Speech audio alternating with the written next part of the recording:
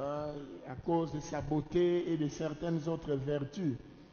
Et il était sorti un jour faire du sport.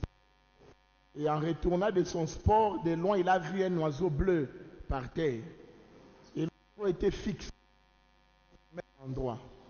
Lui, il avançait. Il se disait, plus je vais avancer, l'oiseau va s'échapper pour finir.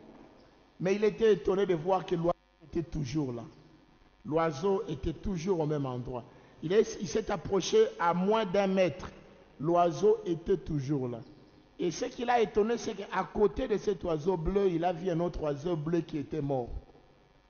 Alors, il a commencé à parler à l'oiseau. Il dit, en tout cas, mes condoléances pour la mort de ton congénère, pour la mort de ton partenaire. En tout cas, je regrette. Il dit, sûrement l'oiseau ne m'écoutait pas, mais j'étais surpris du fait que l'oiseau ne me fouillait pas. Alors, je parlais à cet oiseau. Et puis il est parti, il a laissé l'oiseau qui était toujours à côté de l'oiseau qui était mort. Arrivé chez lui à la maison, il a parlé à sa femme. Sa femme qui est médecin est allée voir un de ses amis qui est spécialiste dans la vie des oiseaux, dans les études des oiseaux. Il lui a dit, mais mon mari a vu un phénomène étrange. Un oiseau qui ne fouille pas, qui n'a pas peur des hommes. Il a dit, pourquoi? Parce qu'à côté de cet oiseau, il y avait un autre oiseau de la même race qui était mort. Alors, ces médecins, ces spécialistes des oiseaux disent ceci. Vous savez, les oiseaux bleus sont les oiseaux les plus fidèles qui existent. Quand son partenaire meurt, il va rester à côté du cadavre de son partenaire sans boire, sans manger, jusqu'à mourir aussi avec l'autre. Alors il a dit, il a appris une leçon, la fidélité. Il a dit, si un oiseau peut être fidèle à un autre oiseau, et Dieu est plus fidèle que l'oiseau bleu. J'aimerais dire à quelqu'un, Dieu est plus fidèle que tous les fidèles que tu as connus. Et puis la différence avec Dieu, la fidélité de Dieu ne s'arrêtera pas parce que Dieu ne mourra jamais. Alléluia. Dieu est l'éternel. Mais peu importe les gens qui t'ont été infidèles, peu importe les déceptions que tu as eues dans ta vie, tu as un Dieu qui est fidèle à toi. Reste attaché à ce Dieu, fais-lui confiance. Il ne te décevra jamais. Que cet oiseau nous donne une leçon ce matin. Si un oiseau peut veiller sur son autre oiseau jusqu'à mourir, et Dieu. Les hommes peuvent nous abandonner. Les hommes peuvent nous combattre. Nous pouvons avoir des ennemis. Mais n'hésitons pas, ne craignons rien. Nous avons un Dieu fidèle. Parmi les noms de Dieu, il s'appelle aussi fidèle. Dans Apocalypse, il porte le nom de fidèle. Il est fidèle. Il n'est pas seulement fidèle, il est lui-même la fidélité incarnée. Alléluia. Que le nom du Seigneur soit béni. Ce matin, bien-aimés, nous revenons encore sur notre thème de la percée, notre thème de l'année, la percée pour l'élargissement. Oui, bien-aimés, nous voulons encore percer ce thème. Nous voulons approfondir, retirer les richesses qu'il y a à l'intérieur pour notre édification et pour notre bénédiction. Oui, bien-aimés, Genèse 26, le verset 22 nous montre que Isaac, à force de persévérer, à force de constance, il a percé et il a eu de l'eau. Il a eu le puits et il a appelé ce puits Rehoboth pour dire largesse, élargissement, prospérité, réussite et succès. Il a dit cette fois-ci, Dieu nous a mis au large et nous prospérerons dans le pays. Oui, bien-aimés, lorsque vous êtes constant dans votre activité, lorsque vous êtes fidèle à votre appel, lorsque vous demeurez attaché à la mission que Dieu vous a donnée, vous finirez par avoir du succès. Le succès accompagne les jusqu'au-boutistes. Le succès accompagne ceux qui n'abandonnent pas, ceux qui ne lâchent jamais. Isaac a eu gain de cause. Isaac a obtenu l'objet de sa recherche. Il cherchait de l'eau, il cherchait un puits, il cherchait la bénédiction et il l'a trouvé. Ce matin, bien-aimé, qu'est-ce que tu cherches dans ce temple? Qu'est-ce que tu es venu chercher? Tu t'es dit j'irai au culte dimanche, mais quel est ton programme? Quel est ton objectif? Quelle est la vision qui t'a amené ce matin? Bien-aimé, si cette vision est selon la volonté de Dieu, je t'informe que tu ne quitteras pas ces lieux les mains vides. Le Seigneur va mettre quelque chose dans ta main. Le Seigneur va répondre à ton désir. Car nous avons dit, la percée ne peut être faite que selon la volonté de Dieu, pas notre propre volonté. Nous avons dit que le secret de la persévérance d'Isaac, c'était l'obéissance à la parole de Dieu. Dieu lui a dit, reste dans cette ville-là, malgré la sécheresse, malgré les lois contraires, malgré les circonstances contradictoires, malgré la souffrance. Il dit, reste là. Et parce qu'il a obéi à cette voix, il a obtenu ce qu'il voulait. L'obéissance amène à l'obtention du désir que nous avons. La Bible dit, fais de l'Éternel tes délices. Ça veut dire, obéis à Dieu et il te donnera ce que ton cœur désire. Oui, bien-aimé, l'obéissance est la clé de la percée. Nous ne percerons que là où nous avons été obéissants à la voix de Dieu. Nous ne réussirons que là où nous avons été dans la volonté de Dieu. Nous ne voulons pas flatter le peuple de Dieu pour dire que nous allons percer n'importe où. Non, chacun percera dans le domaine de sa vision, dans le domaine de son appel, que Dieu a réservé pour lui.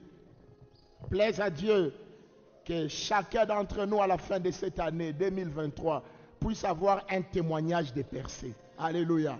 Il dit, j'étais bloqué à ce niveau, mais grâce à ces messages, j'ai atteint cet autre niveau. J'avais tel problème, j'avais tel blocage, j'avais telle difficulté, mais après ces messages, j'ai béni le Seigneur, j'ai atteint les objectifs. Bien-aimés, ce matin, nous voulons commencer une série qui nous prendra peut-être 3 ou 4 dimanches. Et cette série, c'est un sous-thème sur la percée. Nous l'intitulons les ennemis de la percée. Ah oui, bien-aimés, il y a des ennemis qui empêchent la percée. Si nous lisons attentivement l'histoire d'Isaac, les 3 premiers versets qui viennent avant 24, plutôt 20, 21 jusqu'à 22, vous verrez qu'Isaac a connu des ennemis. Il a connu de l'opposition. Première fois, il creuse un puits et on le reprend, on l'attaque. Il y a querelle, il y a dispute, il y a blocage. Et le puits n'est pas à lui. Le puits lui a été ravi par des ennemis.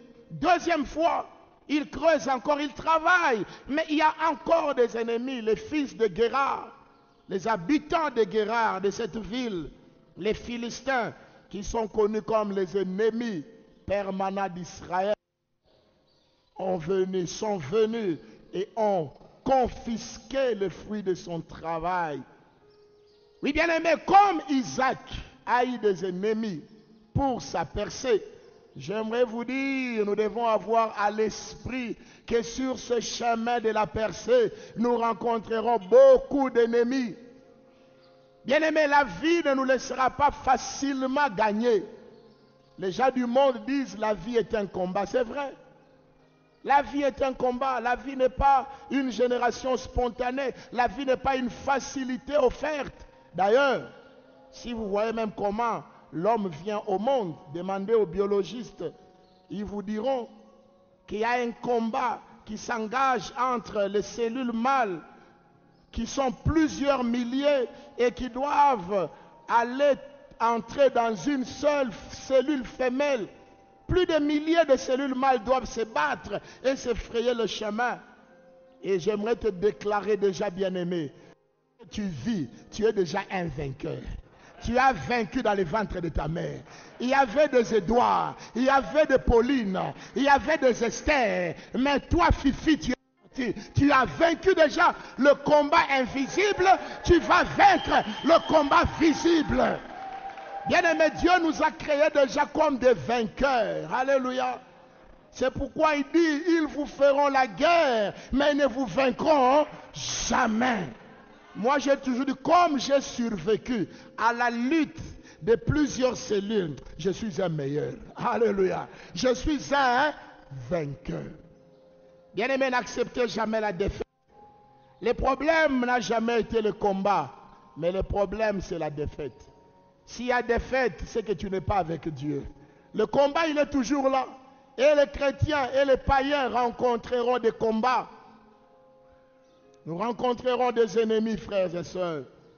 La nature elle-même, elle est ennemie à l'existence.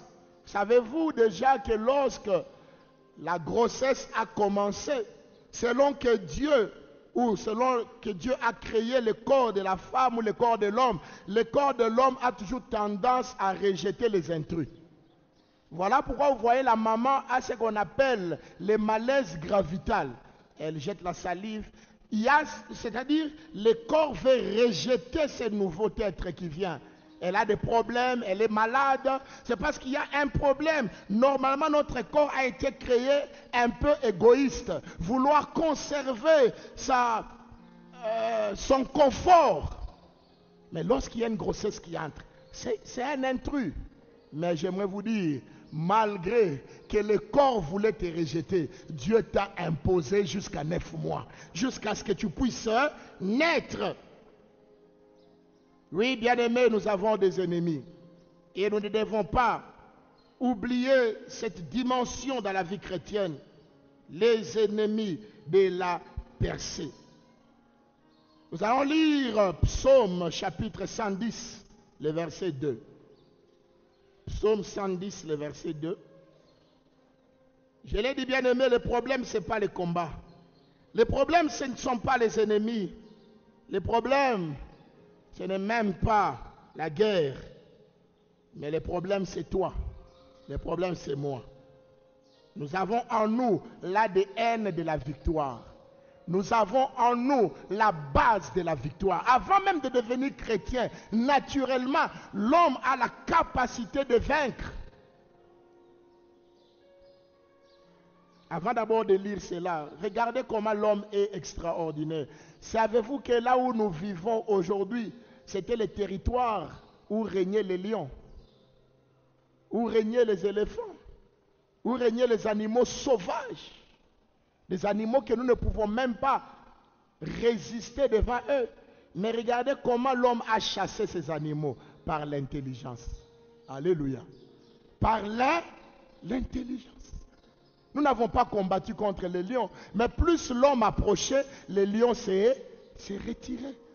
C'est-à-dire l'homme en lui a déjà la capacité de dominer, de triompher, de vaincre. C'est ça même son essence à la création. Dieu nous a créés pour dominer, pour assujettir et pour vaincre. Donc, bien-aimé, j'aimerais te dire, n'accepte pas de rester dans la défaite. Je le répète pour quelqu'un, refuse la défaite que le diable, que le monde et que toi-même tu es en train de t'imposer. Psaume 110, le verset 2. La Bible dit, l'Éternel étendra de Sion le sceptre de sa puissance. Domine au milieu de tes ennemis. Alléluia. Dieu donnera sa force à l'homme. À partir de Sion, il donnera sa force à son peuple. Mais quel est l'ordre du Seigneur à son peuple? Lui, toi-même, domine au milieu de tes ennemis. On se pose souvent la question, pourquoi Dieu laisse nos ennemis? Dieu laisse nos ennemis parce qu'il nous a donné la puissance de dominer sur nos ennemis. Alléluia. Il ne faut jamais se plaindre de pourquoi moi, pourquoi tant de problèmes, pourquoi des situations, pourquoi ça ne m'arrive qu'à moi. Si ça arrive qu'à toi, c'est parce qu'en toi, il y a une force capable de vaincre cette affaire. Car Dieu ne permettra pas que nous soyons combattus au-delà de nos forces. C'est ça sa fidélité. Il juge la capacité de chacun. Mon frère, il ne t'amènera pas dans un combat où tu ne sauras pas vaincre. C'est pourquoi si tu entres dans un combat, dis-toi déjà que tu es plus que vainqueur. Ça veut dire que Christ avait déjà vaincu ce combat avant que toi tu n'entres dans ce combat. Il dit domine au milieu de tes ennemis. Dieu n'a pas dit j'éloignerai les ennemis afin que tu domines. Non, Dieu nous donne la capacité de dominer devant nos ennemis. Donc la guerre n'est qu'un moyen de manifester la puissance de Dieu. Bien-aimé, si tu n'es pas combattu, comment sauras-tu que ton Dieu est puissant? Si tu n'as jamais été malade, comment sauras-tu que Dieu guérit? Si tu n'as jamais été pauvre, comment sauras-tu que Dieu rend riche? Alléluia. Voilà pourquoi les témoignages sont puissants, parce que c'est l'expérience de la vie de quelqu'un Il a vécu quelque chose et il est en train de vivre son contraire grâce à la puissance du Seigneur. Domine au milieu de tes ennemis. Il y a eu les ennemis de son peuple qui avaient monté un coup pour détruire tous les Juifs, son peuple. Et lui est allé chercher la faveur de son mari, le roi, l'empereur. Mais ce que j'aime dans ce que l'empereur a fait, l'empereur a dit ceci. J'avais déjà écrit des lettres. J'avais scellé ces lettres de mon anneau. Et toute lettre écrite et scellée de l'anneau du roi devient applicable. Dans ces lettres, le roi avait permis aux ennemis des Juifs de les détruire au travers de la séduction de Aman. Comme un roi ne peut pas se dédire, comme un roi ne peut pas briser sa loi, il a gardé cette loi-là. Mais écoutez ce qu'il dit à Esther.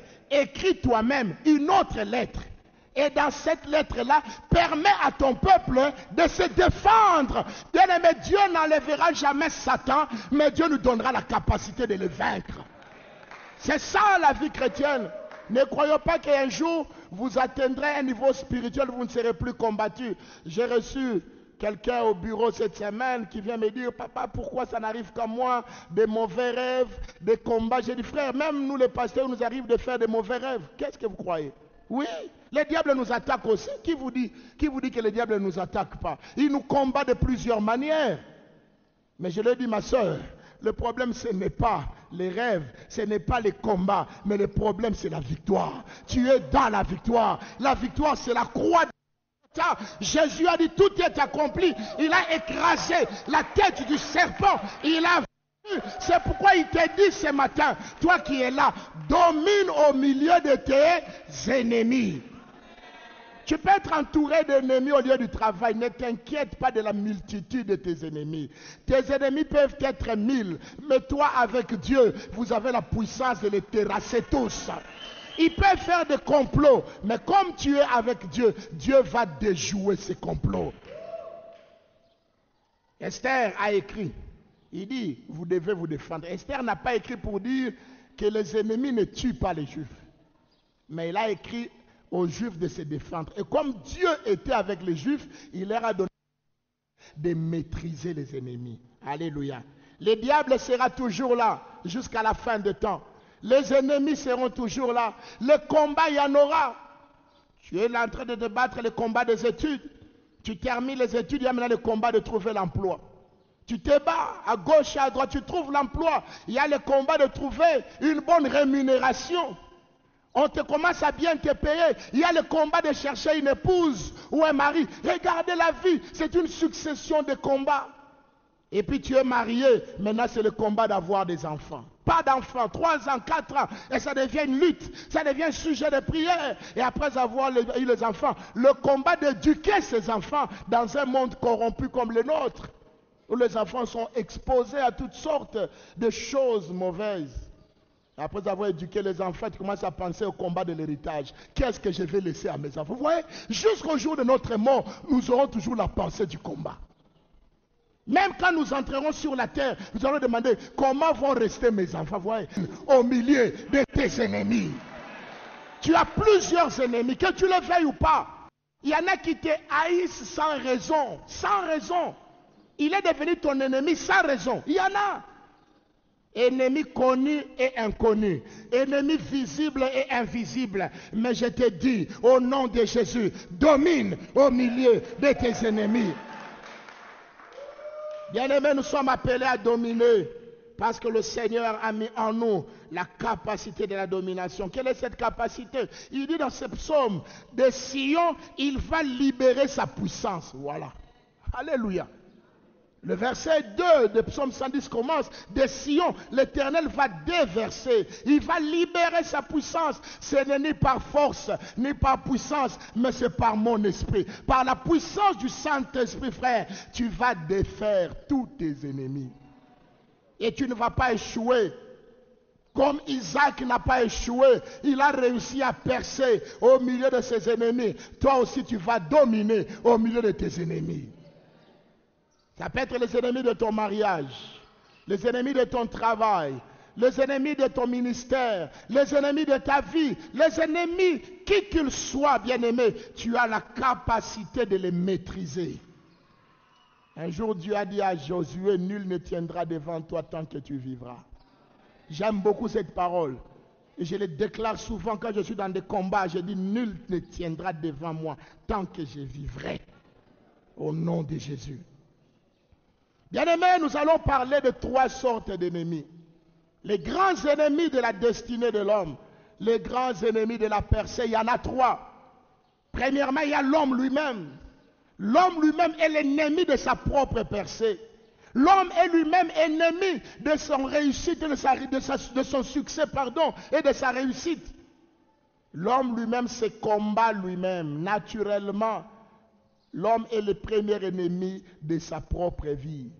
Bien-aimé, avant d'accuser les autres, fais d'abord un examen de conscience. Pourquoi tu es là où tu es? N'as-tu pas commis des erreurs? N'as-tu pas négligé quelque chose?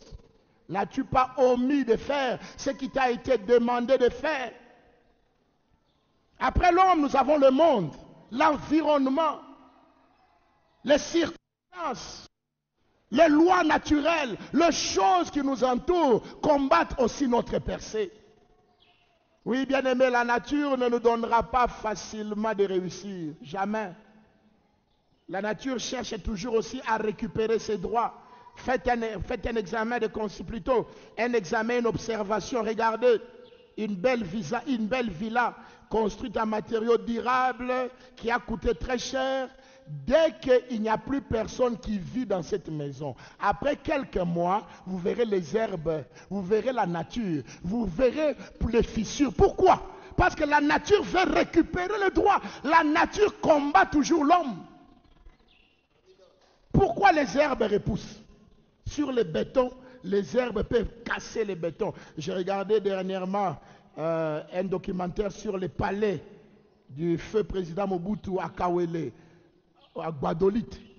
C'était un palais en marbre, un palais avec l'or, avec des diamants, avec des pierres précieuses, mais il y a des gros arbres qui ont poussé à l'intérieur. Pourquoi? Parce que l'homme n'a pas fait son travail. L'homme n'a pas entretenu. L'homme n'est pas là. C'est pourquoi j'ai dit, bien aimé, même la nature, même le monde est un ennemi de l'homme. Avec ses philosophies, avec ses obstacles, avec les guerres, avec toutes ces choses qui se créent autour de nous, l'insécurité, toutes ces choses que nous n'avons pas créées, mais que nous rencontrons, ces choses cherchent à empêcher notre percée. Mais il n'y a pas que la nature, il n'y a pas que le monde. Il y a un 3e ennemi qui n'est pas moins redoutable, c'est le diable. Le diable aussi est un ennemi de ta percée, frères et sœurs. Tu peux avoir vaincu toi-même. Tu as dominé ta vie. Tu t'es organisé. Tu peux avoir gagné dans le domaine du monde. Positionné du côté positif. Mais il y a encore un ennemi, Satan. Satan, avec toute son organisation de ténèbres, les démons, les occultistes, les magiciens, les féticheurs, tous ces esprits mauvais, toutes ces choses, ces sectes qui ne sont là que pour empêcher les autres de réussir. Savez-vous qu'il y a des hommes, et c'est comme ça dans le monde occulte, quand quelqu'un monte de niveau spirituel, il est appelé à servir un groupe de personnes. Voilà pourquoi vous trouvez dans une famille, papa monte, mais les enfants n'étudient pas. Il a sacrifié les études des enfants.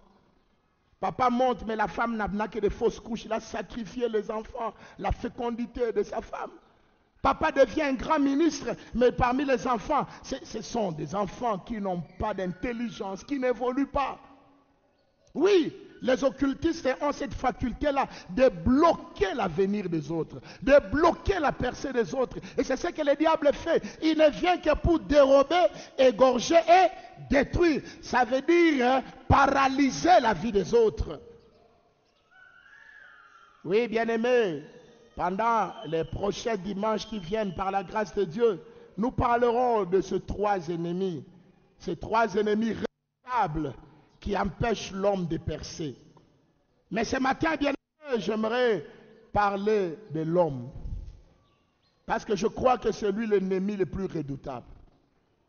Les diables et le monde ne peuvent pas avoir d'influence sur toi si tu sais qui tu es. Alléluia. Je répète, le monde et les diables ne peuvent pas bloquer ta destinée si tu découvres qui tu es. Si tu vois de la Genèse, qui es-tu? Tu es l'image de Dieu. Tu es le représentant de Dieu sur la terre. Autrement dit, tu as l'autorité sur le monde et sur les diables qui sont des créations de Dieu. Donc si tu réalises réellement ce que tu es en Dieu, tu dois déjà te dire, non, si j'échoue, ce n'est ni Satan, ce n'est ni le monde, c'est moi-même.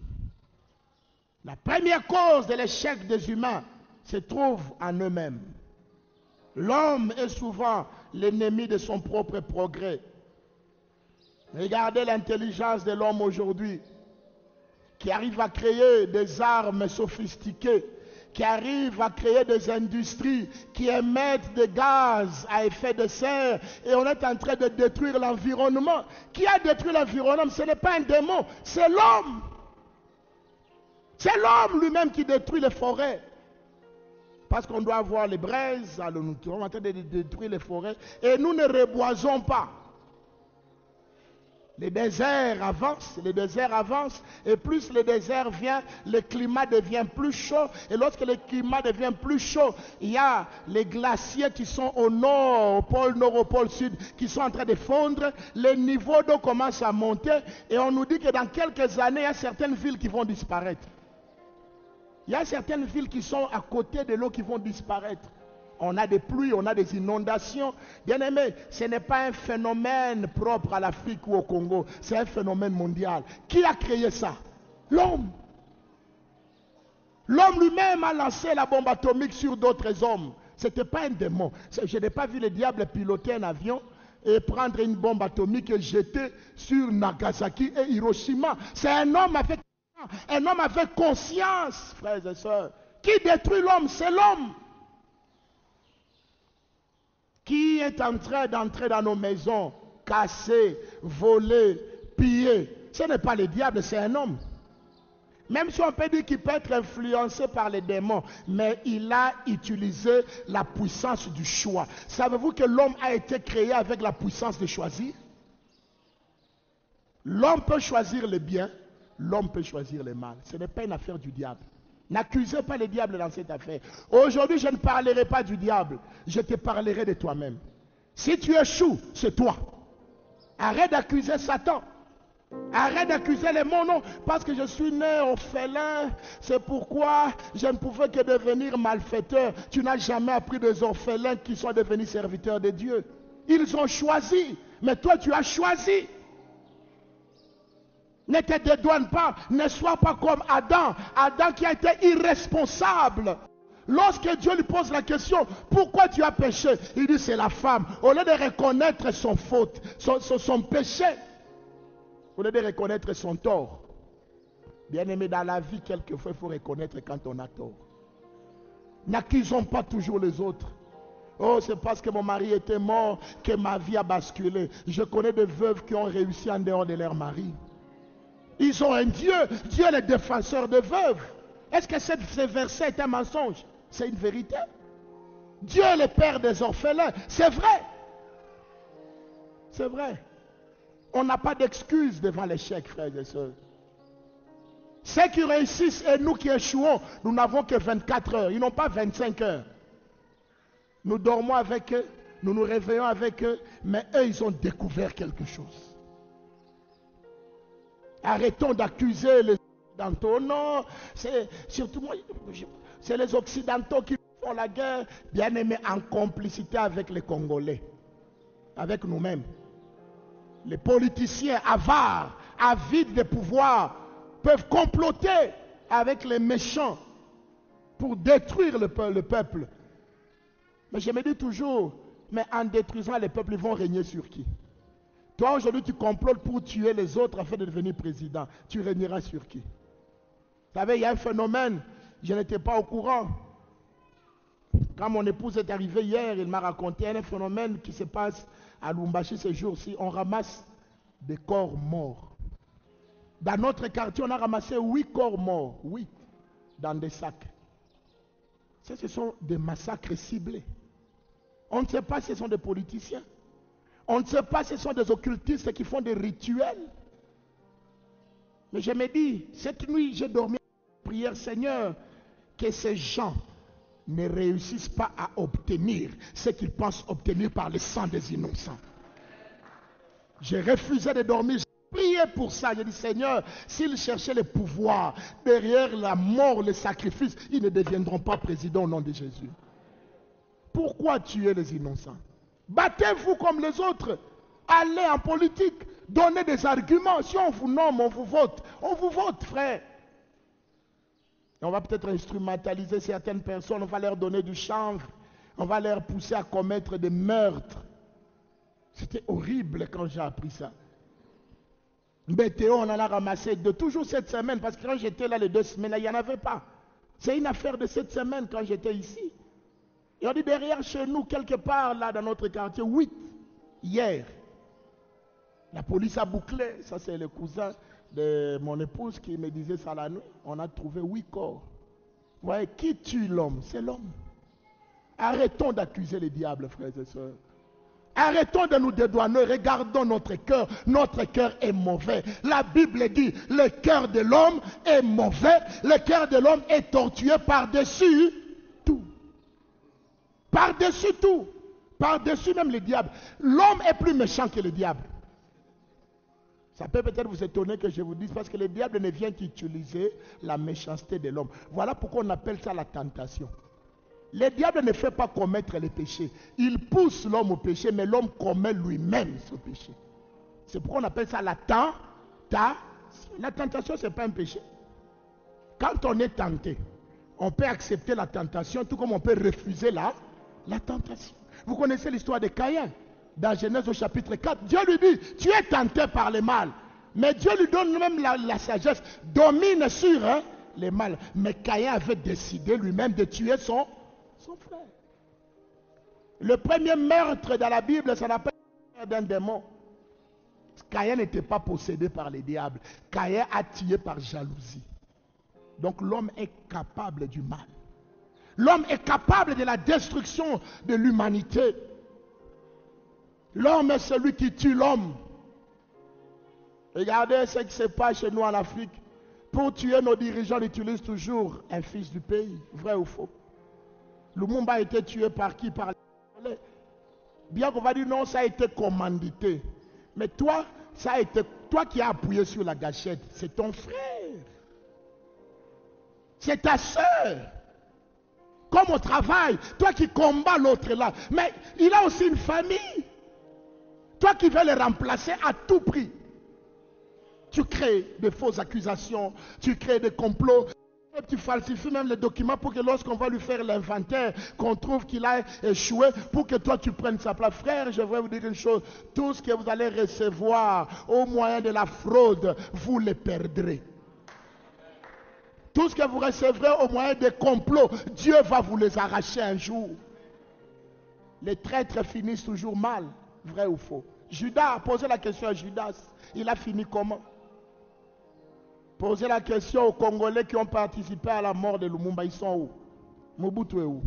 Il les avait servis, mais il a été aussi payé en monnaie de... Les traîtres finiront toujours mal. Très mal. Des fois, l'homme est traître de sa propre nature. L'homme détruit l'homme. L'ennemi de l'homme. Je vais vous dire, tout païen, il peut être bon aujourd'hui. Sans Jésus, demain il deviendra un ennemi. C'est en Jésus-Christ qu'on apprend l'amour du prochain véritable. C'est en Jésus qu'on ne vole pas ce qui est à autrui. C'est en Jésus qu'on peut accepter d'avoir faim et ne pas détourner ce qui est à autre.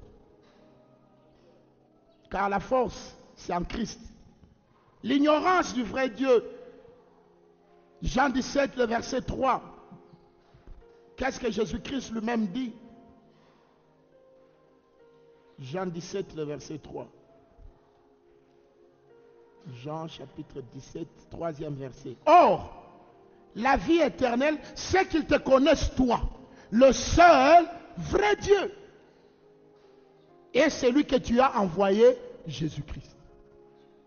C'est ça, la vie éternelle. C'est ça le véritable objectif pour lequel nous existons sur la terre. C'est glorifier Dieu. Nous ne sommes pas sur la terre d'abord pour faire des carrières. Ce n'est pas pour bâtir, ce n'est pas pour amasser. Mais la première mission que Dieu nous a envoyée sur la terre, c'est de connaître Jésus-Christ comme Seigneur et Sauveur. Et je ne parle pas d'une connaissance intellectuelle. Aujourd'hui, beaucoup de chrétiens qui ont une connaissance intellectuelle, une connaissance sentimentale. Comment cela se manifeste? C'est que quelqu'un qui est né de nouveau, mais qui conserve la haine de son prochain. Où est la place de la haine dans la vie d'un chrétien? Quelqu'un qui est né de nouveau, qui trompe sa femme, ou qui vit en dehors des normes de la parole de Dieu. Où est la preuve de la conversion? Il dit, la vie éternelle, qu'ils te connaissent toi, le vrai Dieu. Ici, quand on parle du mot connaître, ce n'est pas seulement un sens intellectuel. En grec, le mot connaître a un sens plus profond. C'est une intimité, un partage entre l'homme et la femme. C'est ça connaître Dieu. Ce n'est pas seulement proclamer je suis chrétien, dire shalom, venir à l'église, avoir la Bible sous les aisselles. Ce n'est même pas ce que je fais là prêcher. C'est une vie transformée. La nouvelle naissance, c'est plus que le changement d'église, c'est plus que le changement de doctrine, c'est un changement d'existence. Celui qui est en Christ est une nouvelle créature. Les choses anciennes sont passées et voici toutes choses sont devenues nouvelles. On les dit, mais on ne les vit pas. On les dit, mais on ne l'expérimente pas. On les dit, mais nous continuons à garder les choses anciennes. L'ennemi de ta destinée, c'est parce que tu ne connais pas le vrai Dieu. Il y en a même qui prient avec nous ici, qui n'ont jamais été réellement convertis. Bien aimé, la conversion, c'est plus qu'une affaire de littérature, c'est plus qu'une affaire de théologie, c'est une affaire de révélation. Être converti est un miracle, frères et sœurs. C'est le plus grand miracle qui existe. Que vous puissiez voir une prostituée qui arrête la prostitution, alors qu'il vivait de la prostitution. Il payait sa maison de la prostitution. Il accepte de souffrir parce qu'il a rencontré Jésus. Ah, ça, c'est la conversion. Ça, c'est la conversion. Mais aujourd'hui, notre conversion est limitée. Dès que la souffrance vient, on cherche des solutions mondaines. Chose de profond. C'est plus profond que des déclarations qu'on fait. J'ai pris à la borne. Et ça fait quoi? Qui vous a dit que la borne amènera les gens au ciel? C'est Jésus qui amène les gens au ciel. On peut être membre de la borne et rater l'enlèvement, frères et sœurs. Ah oui. Ah oui. Ne nous trompons pas. La Bible dit ne vous y trompez pas. C'est qu'un homme sème, c'est ce qu'il moissonne. Et connaître Jésus-Christ. Beaucoup d'hommes échouent. D'abord parce qu'ils ont refusé de donner leur vie à Jésus. Regardez même dans le monde. Parlons un peu du monde. Les païens. Les païens aiment une vie de liberté. Je dirais même une vie de libertinage. Boire. Vivre ce qu'ils veulent. Mentir, tuer. Ils s'en foutent. Pour lui, la fin justifie les moyens. Je vais devenir ceci, j'utilise n'importe quel moyen. Mais prenons les statistiques. Dans le monde, nous ne parlons pas de chrétiens, dans le monde. Le nombre de ceux qui sont riches et le nombre de ceux qui sont pauvres parmi les païens. Quel est le nombre qui domine? Quel est le nombre qui domine? Les pauvres. Alors qu'ils sont tous païens. Alors qu'ils volent tous. Alors qu'ils tuent tous. Regardez la plupart de ces bandits, n'ont rien. Ils peuvent entrer dans une maison, prendre 25 000 $, 3 jours après, ils n'ont rien. C'est pour dire que ce n'est pas le fait d'être païen qui vous permet de réussir. La réussite est une grâce. La réussite est un rendez-vous que Dieu ne permet qu'à certains hommes. Donc, les païens n'ont pas réussi parce qu'ils sont païens. Beaucoup souffrent. Beaucoup sont même malheureux. Des fois, moi, je pose la question à certains, mais vraiment, pourquoi cet homme est encore dans les péchés? Dans son péché, il ne gagne rien. Il est méprisable, minable. Nous, c'est vrai, nous avons des difficultés, mais quand même, nous nous en sortons. D'abord avec la paix du cœur, avec la joie des gens. Mais on est quand même à l'aise. Et quand quelqu'un nous regarde, ah, quand même, ces messieurs-là, ils n'ont pas comme Muzuri. Mais les païens là, ils n'ont pas Mubaya, nous on a fait un Boubaya. Je ne sais pas avec quel langage on doit les prêcher aujourd'hui. Le nombre de ceux qui souffrent dans le monde est supérieur au nombre de ceux qui sont entre guillemets heureux. Que cela nous enseigne. Le succès, c'est être en emphase, être en entente parfaite avec Jésus. Donc la première chose qui tue la destinée des hommes et qui les empêche de percer, c'est le manque de connaissances. L'ignorance du vrai Dieu et du salut en Jésus-Christ. Ce matin, bien-aimé, j'appelle quiconque écoute le son de ma voix à donner sa vie à Jésus-Christ de manière sérieuse et sincère. Il est temps, frère, de regarder ton salut. Es-tu vraiment sauvé? Si la mort te surprend maintenant, es-tu prêt d'aller au ciel? Ou si l'enlèvement vient? Si tu doutes encore, ne termine pas ce culte sans te repentir, sans donner ta vie à Jésus. C'est le but pour lequel tu existes. Parce qu'après la mort, aucune de tes maisons, aucun de tes diplômes, aucune de tes femmes ne t'accompagnera. Mais ce sont tes œuvres qui t'accompagneront. Et si tes œuvres sont mauvaises, elles t'amèneront à la condamnation. Si tes œuvres sont bonnes, elles t'amèneront à la justification éternelle. Au ciel, au paradis avec Jésus. Alors, répands-toi, toi qui écoutes cette parole ce matin. Répands-toi et crois en Dieu. Crois en Jésus comme ton Sauveur et ton Seigneur. Prends la décision de perdre les avantages du péché. Prends la décision d'abandonner les plaisirs passagers du monde. Oui, c'est un plaisir, mais qui va passer.